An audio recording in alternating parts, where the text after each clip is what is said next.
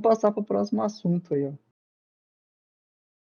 que é limites de pista. O Que na minha opinião não polêmico. tem nada de polêmico. Limite de pista nada mais é a coisa mais justa que existe no automobilismo. São duas linhas que estão presas na pista e que tá lá para igual para todos os 20 pilotos ou mais, caso largue mais piloto. Eu sou totalmente a favor. Inclusive é legal quando acontece de alguns pilotos bons perderem as suas voltas e ter que largar mais para trás, isso dá um dinamismo mais interessante. Ah, Daniel, mas você não acha chato que vai ter 60 voltas inválidas e não sei o quê? Meu amigo, os pilotos conseguem. Eu vou falar para você, vamos usar mais uma vez a dupla da Red Bull como exemplo. Acaba sendo sempre a dupla mais fácil de usar como exemplo, né? É a discrepância, né, de um pra outro, né?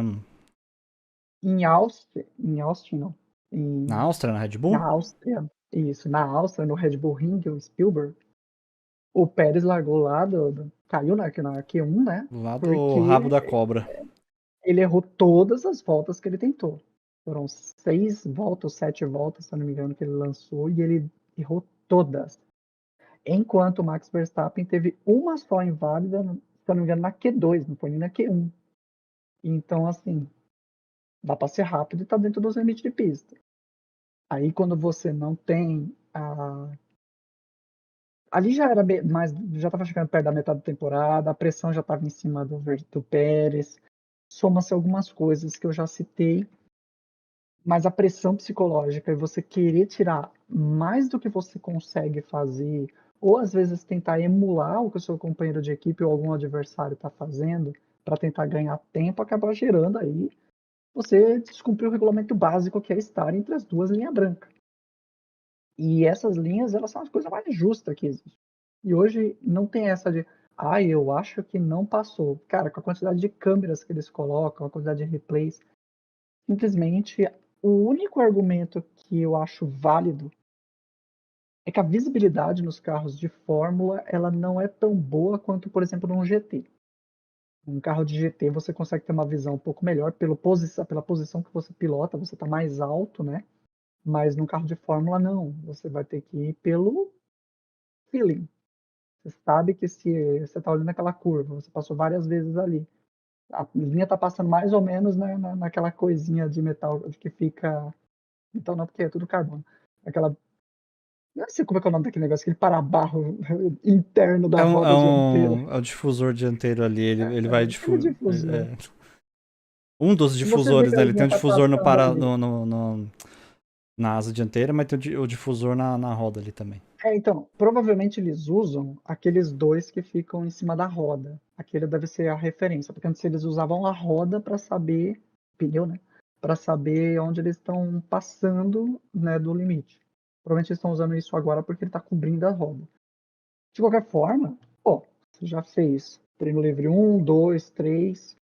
Cara, você sabe que você está estourando o limite e você tem uma noção de que você passou. Você sente no barulho do carro. Pô, se a gente no videogame, eu jogando no controle, quando eu passo um pouco do limite de pista, que o controle treme um pouco mais, eu já sei que estourou o limite da pista.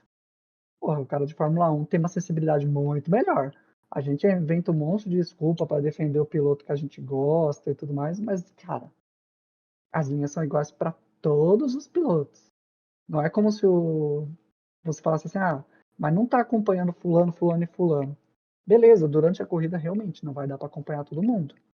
Então alguns pilotos vão estourar limite de pista. Por isso que eu, inclusive, acho justo, né, quando demora no final da corrida para os caras dar o resultado completo.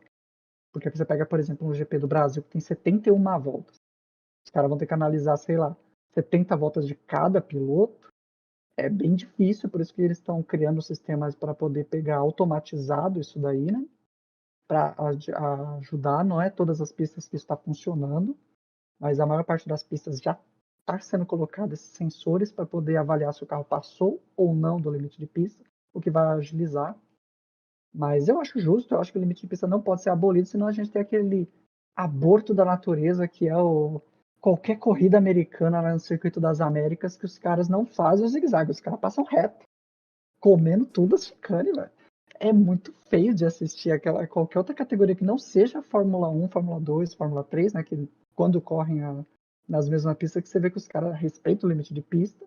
E aí você vê outra categoria de GT, de outros tipos de fórmula, de monoposto, né? E os caras metendo corte de pista na cara. Duro, velho. É muito feio. E aí, Felipe, o que você acha dos limites de pista? Bom, limite de pista, né? O polêmico para muitas pessoas ali. Minha opinião sobre eles. Tem que existir. Só que o problema que a gente tem atualmente é o controle disso aí. A FIA simplesmente e a FOM não consegue controlar quem corta ou não. Teve diversos problemas aí. Por exemplo, no Circuito das Américas lá, que a Haas abriu um protesto contra o Pérez, se eu não me engano, porque ele cortou as curvas lá, só que tipo, era uma curva que o ângulo de câmera não favorecia, não dava pra saber se ele cortou ou não. Então, caramba, né? Meu, vai fazer o negócio? Tem que fazer pra todo mundo. Por isso que é muito bom, às vezes, ter uma certa abrangência, não ser tão rígido. Que aí passou um pelinho pra cá, um pra lá, é um negócio que você não vai precisar avaliar, entendeu? Mas, sei lá, né? É um negócio que é muito. Você também deixa muito aberto, uma equipe vai reclamar que tá favorecendo uma, que tá favorecendo a outra. Mas assim, se não tiver o limite de pista, começa a virar bagunça, porque quem é, quem é piloto vai querer utilizar o máximo do espaço disponível para poder ganhar mais velocidade ali. Se você tiver um limite de pista ausente, o cara vai usar tudo que tiver disponível. Então vai reduzir menos, vai espalhar lá para fora e vida que segue. Igual você consegue ver, por exemplo, na Porsche Cup mesmo, na Europec, que algumas corridas antecedem a da Fórmula 1. Você vê o pessoal espalhando pra caramba. Se eu não me engano, foi em Spa que eu vi o pessoal espalhando bastante. Eu acho agora. Mas você consegue ver o pessoal espalhando bastante e não acontece Sim, foi nada. Spa. Spa, pra quem não tá vendo, eu vou tentar, na edição, eu vou tentar achar essa cena. Mas basicamente tem o Rouge que você tá descendo. O Rouge Radion é onde o pessoal metia uns cortes, que é o quê? Você vai descendo, você vai fazer a curva para a esquerda, leve para a esquerda, depois você vai fazer para a direita e já joga para a esquerda para sair na reta. Os carros de Fórmula têm que manter pelo menos as rodas dentro da pista, duas delas, no mínimo. Tem que manter as quatro rodas dentro da pista. A Porsche simplesmente cortava a primeira curva. Ela simplesmente já mergulhava passando por fora da chicane, inclusive com linha branca e tudo, com as quatro rodas por fora da chicane, para poder já subir a Radion, fazer o Rouge fazer a curva já cortando também em cima. Então, meio que não é que eles faziam reto, mas eles faziam com menos curva, menos tangência. E aí eles fora. E aí era o jeito que eles faziam a pista. Se a Fórmula 1 fizesse isso, teria alguns problemas no carro, porque as chicanes são altas para os carros de Fórmula 1, não são altas para o GT, mas são altas para a Fórmula 1. E poderia ter bastante acidente ali naquela situação para um carro de Fórmula 1.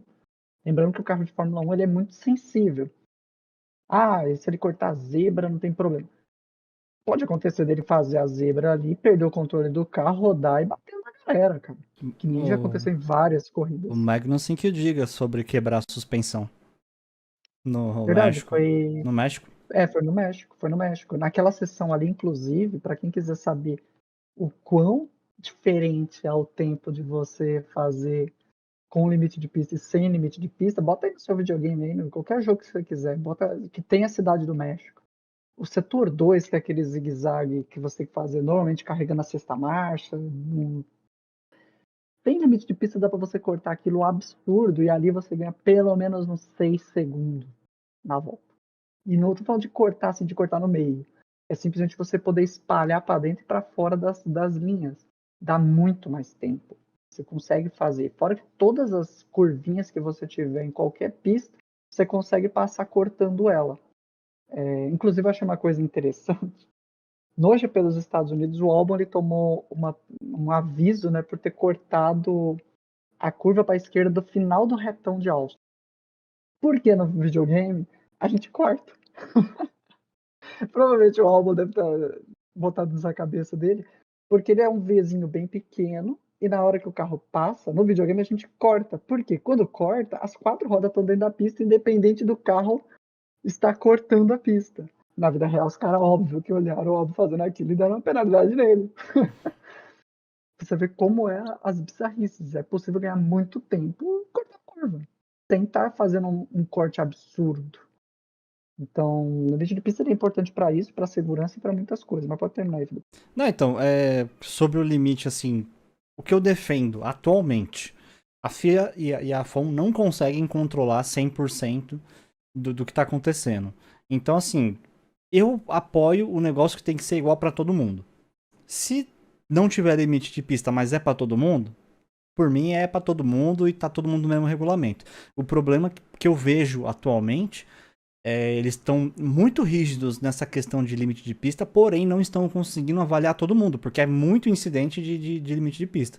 Então, nesse caso, como eles não estão conseguindo acompanhar, eu deixaria um pouquinho mais abrangente o regulamento, não o regulamento em si, mas a interpretação desse limite de pista na hora da corrida ali, no briefing antes dos pilotos, explica, fala, ó, aqui vai ser o que a gente vai considerar e vambora, porque eles não estão conseguindo. Então vai ter muita situação em que algumas equipes vão ser penalizadas e outras não. Se fosse um negócio que fosse 100%, igual a gente tem no videogame, o videogame calcula lá o negócio, deu a penalidade, deu. Aí é pra todo mundo, é a mesma regra pra todo mundo e vida que segue. Mas como eles não conseguem, eu acho que dá pra se espelhar um pouco no automobilismo de outras categorias, assim, em curvas de alta, por exemplo, aquela espalhadinha que você normalmente vê nos turismos nacionais aqui em Interlagos, por exemplo, na Curva do Sol, é uma coisa normal. Isso na Stock Car, por exemplo, o pessoal termina o S do Senna, espalha lá fora, lá no final do S do Senna e volta pra pista. Mas é para todo mundo. Todo mundo tem o mesmo regulamento, todo mundo tem essa mesma vantagem. Então eu defendo a ideia de que ou é igual para todo mundo, ou você deixa um pouquinho mais abrangente para ficar igual para todo mundo. Punir uns porque foi pego na câmera, punir outros porque foi, abriram reclamação depois, né, abriram protesto depois. Fica muita margem para virar um campeonato brasileiro que o pessoal fica falando do Varmengo e que o Corinthians só tem pênalti não sei o quê.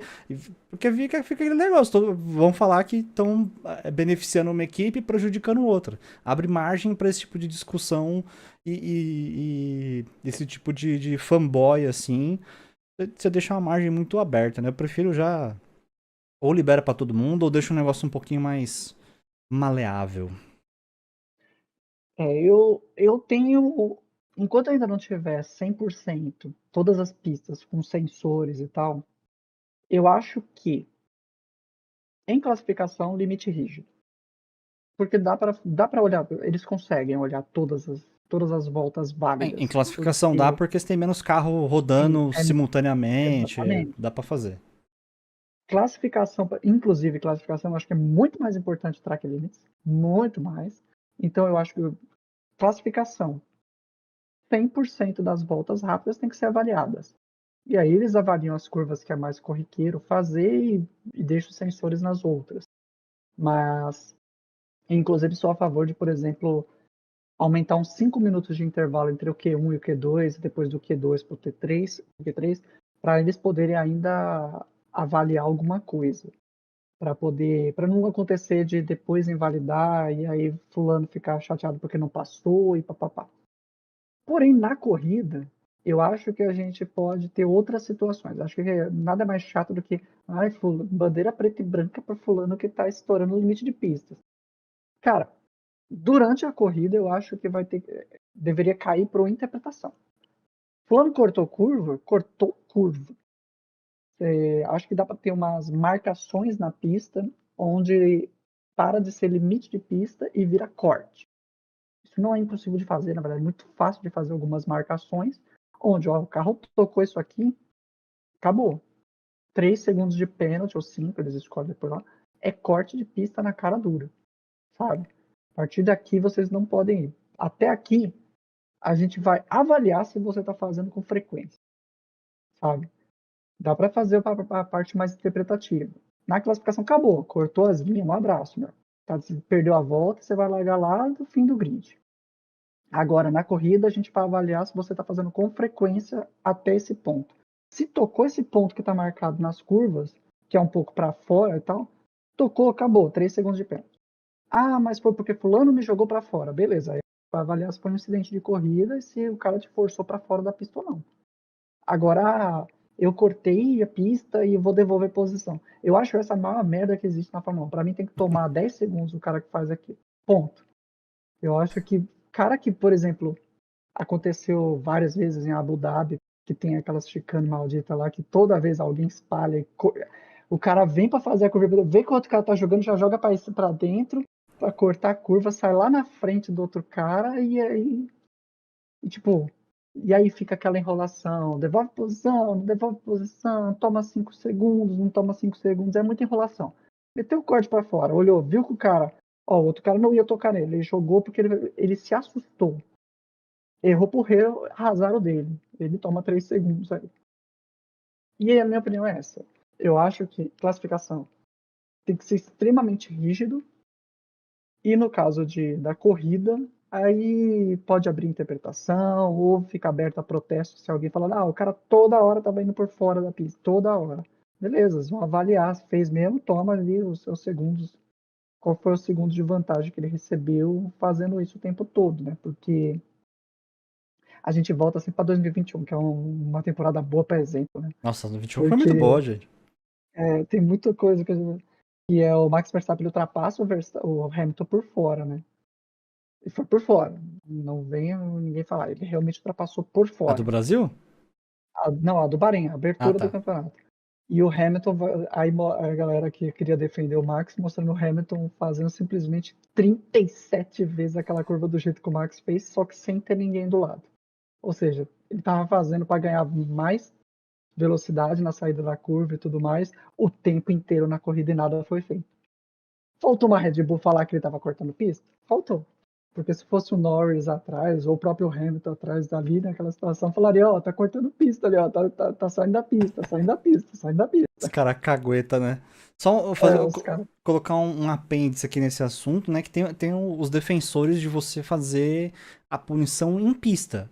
Que é o quê? Aquele banco de areia, colocar grama, colocar algumas coisas. Nem todas as curvas e nem todas as pistas podem ter esse tipo de situação. Porque isso aí pode prejudicar a segurança do circuito. Esses bancos. Tem muito lugar também que tem competição de MotoGP também. Então, se você colocar esse banco de areia, os carros catapultam, saem capotando por aí. E aí você vê problemas, por exemplo, daquela capotagem do Zhou Guanyu, quando pegou no banco de areia, saiu rodando e ficou preso. Quase passou por cima do alambrado lá. Porque pega nesses pontos de banco de areia. Então, nem todos os circuitos você consegue fazer isso. O que daria para fazer, por exemplo, talvez, uma zebra um pouco mais alta. Que aí, por exemplo, em Suzuka, você tem uma zebra mais alta próximo da hora que está passando perto do túnel, que é na hora que tem o cruzamento dos dois lados da pista ali. Uma curva antes você tem uma zebra muito mais alta, o carro dá uma rampada ali e você perde muito tempo. Só que aí você tem a questão da segurança. O carro deu uma rampada, você não tem controle do carro. Você vira passageiro até o carro tocar os pneus novamente. Então tem que ser. Você não pode fazer isso, por exemplo, numa curva de alta ali, absurdamente, o cara 300 por hora e você fazer o cara rampar. O cara vai voar igual o Rubinho fez em Imola. Não tem como. Mas vale mencionar que esse tipo de coisa, eu sou totalmente contra você forçar as pistas a terem características iguais. Então, por exemplo, eu acho legal que no Japão, por exemplo, o primeiro setor inteiro em volta é brita. Mas é um setor lento, é um setor que mesmo que um carro de Fórmula 1 escape ali de lado, ele não vai capotar. Diferente, por exemplo, de várias pistas aí que a gente tem que os caras estão rápidos e se o carro de Fórmula 1 não é igual o carro de GT que o carro capotar não tem problema, o carro de Fórmula 1 é diferente. O carro capotar e tal, a velocidade do carro de Fórmula 1 é muito mais alta. O Zhou Guanyu deu muita sorte e o carro dele só capota de fato porque ele foi catapultado, né? A brita faz ele girar mais.